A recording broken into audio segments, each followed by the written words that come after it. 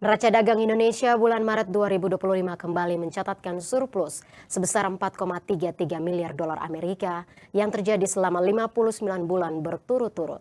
Komoditas non-migas seperti pakaian dan alas kaki menopang kenaikan surplus perdagangan yang secara kumulatif selama Januari hingga Maret kini mencapai 10,92 miliar dolar Amerika.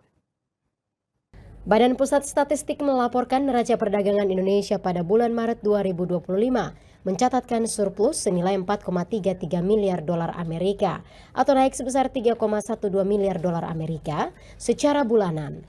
Dan secara kumulatif neraca perdagangan selama Januari hingga Maret 2025 tercatat mencapai 10,92 miliar dolar Amerika. Menurut Kepala BPS Amalia Adininggar Widyasanti, via daring mengatakan, neraca perdagangan Indonesia hingga Maret mengalami surplus selama 59 bulan berturut-turut sejak bulan Mei 2020 silam.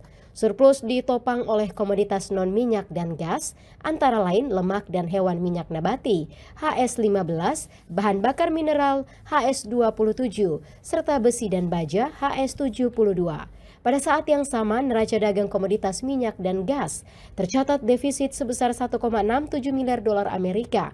Nilai defisit lebih rendah dari bulan sebelumnya yang mencapai 1,74 miliar dolar Amerika.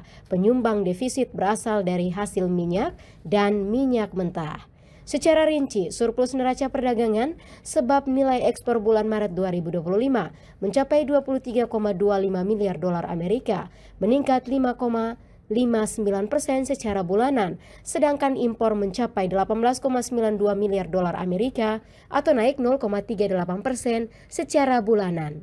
Pertanyaan pertama, apakah kenaikan ekspor disebabkan karena eksportir buru-buru menjual sebelum tarif US dollar berlaku?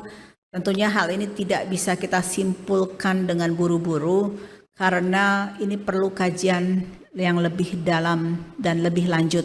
Jadi kita tidak bisa menyimpulkan seperti itu. Untuk diketahui sejak pengumuman tarif resiprokal Donald Trump, Amerika Serikat kembali menjadi negara tujuan ekspor utama Indonesia untuk produk pakaian dan alas kaki.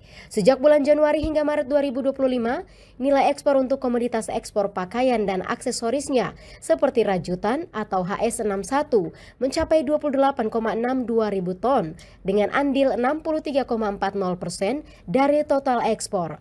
Sedangkan ekspor alas kaki atau HS64 mencapai 33,27 ribu ton atau memberi andil 34,16% dari total ekspor.